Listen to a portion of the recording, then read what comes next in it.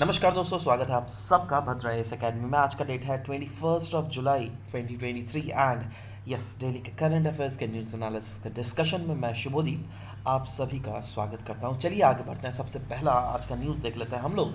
इस न्यूज़ को बहुत इंपॉर्टेंट इन्वायरमेंटल एस्पेक्ट्स आप जिसको जोड़ सकते हैं। इनफैक्ट आप लोगों के सिलेबस में इन्वायरमेंट एंड इकोलॉजी तो है ही ना मेंशन किया हुआ, तो उसमें भी आप अगर आप लोगों के कोई भी क्लासेस में भी नहीं पढ़ा हो, आप डज नॉट डिपेंड्स दैट आप कहाँ पे पढ़ रहे हो, राइट। अगर आपने खुद से नहीं पढ़ा होगा then do write this in your note copy because this is environmentally very important news and they might directly ask you about this in your prelims paper as well, जहाँ पे हम लोग बात करेंगे zombie fires के बारे में, right. क्योंकि आपको पता है that समय के साथ साथ जो हमारा जो ग्लोबल टेम्परेचर है वो राइज हो रहा है, राइट। और इसी के साथ साथ हम लोग देख रहे हैं बहुत सारे रीजन में, specifically in and around Arctic region, हमें ज़ॉम्बी फायर्स देखने को मिल रहा है। ज़ॉम्बी फायर्स होता क्या है, पहले तो ये समझते हैं। देखो, ज़ॉम्बी फायर्स जो होता है ना, ये ऐसे फायर्स होते हैं जो क्या अंडरग्राउंड हमें वाइल्ड फायर्स देखने को मिलता है। मतलब जंगलों में कभी भी देखने को मिलता है फायर होता है, बट वो फायर जंगल के बाहर नहीं होता, ग्राउंड के अंदर होता है, बीनीथ द सरफेस। जी हाँ, beneath the surface of the ground. अब इससे नुकसान क्या होता है ना, दैट ये जो फायर है वैसे तो स्लोली हमको देखने को मिलता है, बट इससे बहुत समय लार्ज अमाउंट ऑफ स्मोक्स भी हमें निकलते हुए देखने को मिलता है।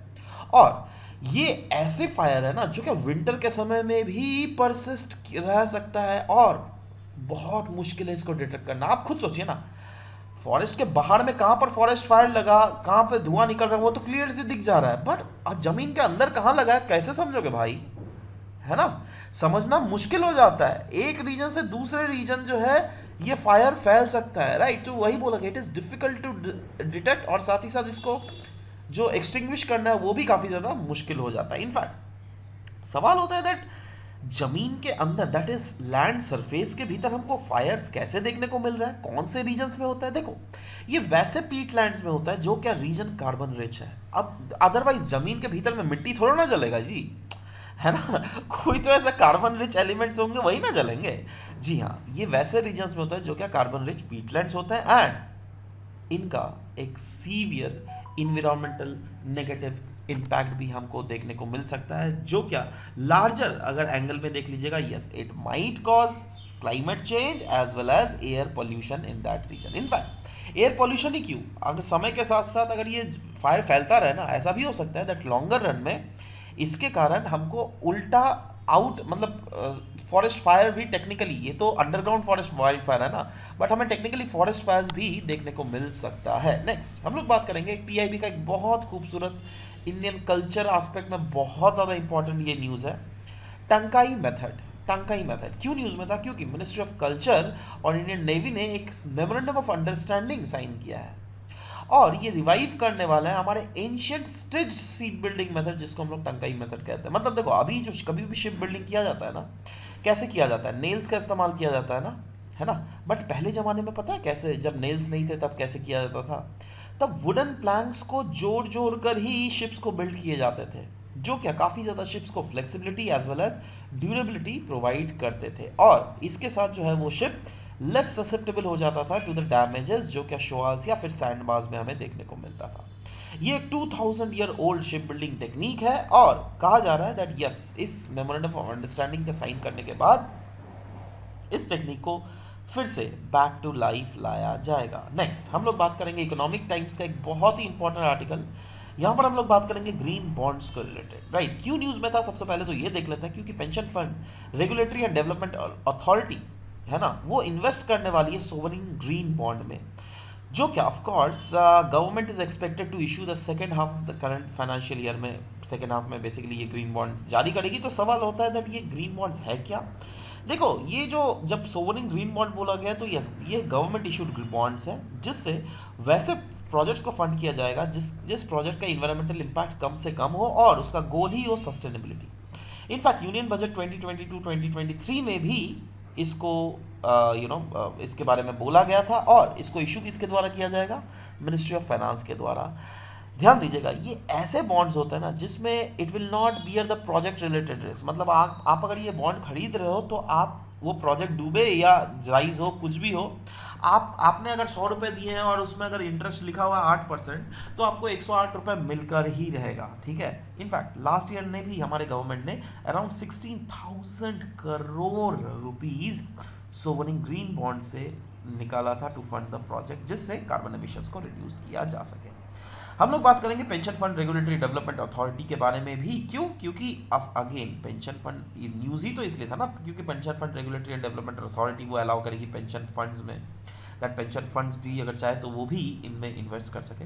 तो बात करेंगे pension fund regulatory and development authority, जो कि एक स्टैट्यूटरी ऑर्गेनाइजेशन है जिसको 2003 में फाइंड किया गया था। इसका हेडक्वार्टर है न्यू दिल्ली में, और यह एक रेगुलेटरी बॉडी है जो कि रेगुलेट करती है, जो कि सुपरविजन करती है पेंशंस हमारे देश में। इनफैक्ट ये ऑपरेट करती है under the which ministry? Ministry of finance, याद रखिएगा, राइट। नेक्स्ट हम लोग बात करेंगे एक स्कीम के बारे में, और जिसका नाम है advance authorisation scheme. Advance authorisation scheme क्यों न्यूज में था? क्योंकि Director General of Foreign Trade जो है, उन्होंने इंप्लीमेंट किया advance authorisation scheme under the foreign trade policy, जिसके तहत हमारा मेन एम यही है दैट फॉरेन ट्रेड्स को कैसे बढ़ाया जा सके, हमारे देश में कैसे इनफ्लो ऑफ फॉरेन करेंसीज को लाया जा सके। So yes, advance authorisation scheme ये है क्या? ये किस टाइप का स्कीम है? देखो, या जो है ना, ये स्कीम के अंडर आपको ड्यूटी फ्री इंपोर्ट कर सकते हो। किस चीज का? इनपुट्स का। किस चीज के लिए इनपुट्स भाई? देखो, मैं ना इसको आपको ये अंग्रेजी वाला समझाऊंगा तो शायद ना समझ पाओ। चलो एक एग्जांपल देके समझाता हूँ, राइट। फॉर एग्जाम्पल, आपको एक मोबाइल हमारे देश में मैन्युफैक्चर करना है, राइट। तो मोबाइल के लिए हमको क्या चाहिए? चिप चाहिए ना, है ना। अब वो चिप अगर सोचो चाइना से आ रही है हमारे देश में, ठीक है, तो चाइना से वो चिप आएगी ना, तो ऑफ कोर्स जो भी सोचो, कोई चाइना की, कोई सोचो यू नो ताइवान से वो चिप आ रही है, ठीक है।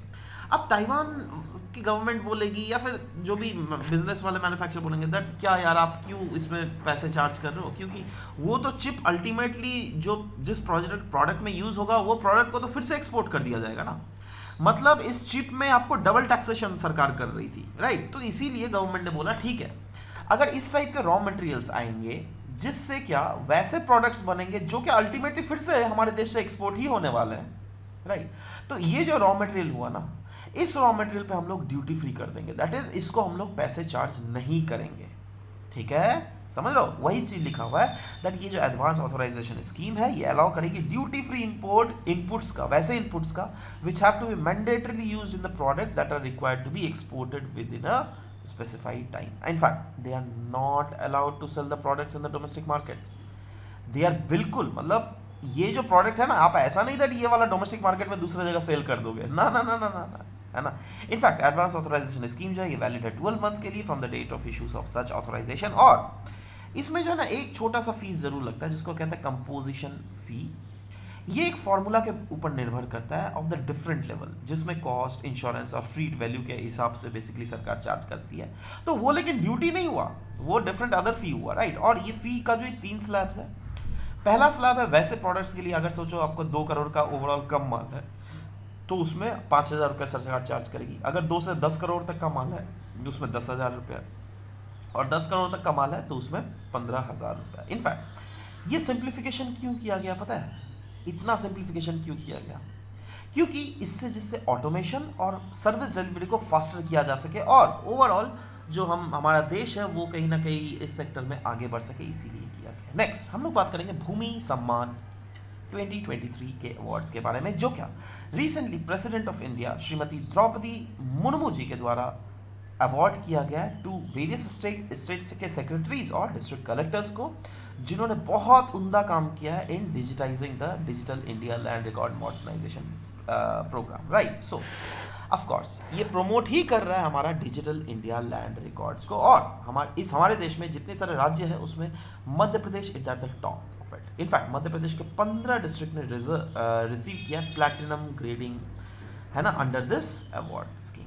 इनफैक्ट ये जो ग्रेडिंग सिस्टम लाया गया है ना, ये ग्रेडिंग सिस्टम इसलिए बहुत ज़्यादा इंपॉर्टेंट है क्योंकि यू नो इससे, और ये ग्रेडिंग सिस्टम जो है ना किया ही जाता है on the basis of reports and contributions जो कि स्टेट या फिर यूनिट टेरिटरीज के द्वारा दिया जाता है। और इनडायरेक्टली हम लोग ये बोल सकते हैं दैट अब सेंट्रल गवर्नमेंट उसको वेरीफाई तो नहीं करने जा रही है, सेंट्रल गवर्नमेंट उसको विश्वास कर ले रही है। मतलब कहीं ना कहीं हम ये बोल सकते हैं दैट हाँ ये एक इनडायरेक्टली कोऑपरेटिव मतलब सेंटर और स्टेट का कोऑपरेटिव फेडरलिज्म को दर्शाता है। Yes absolutely.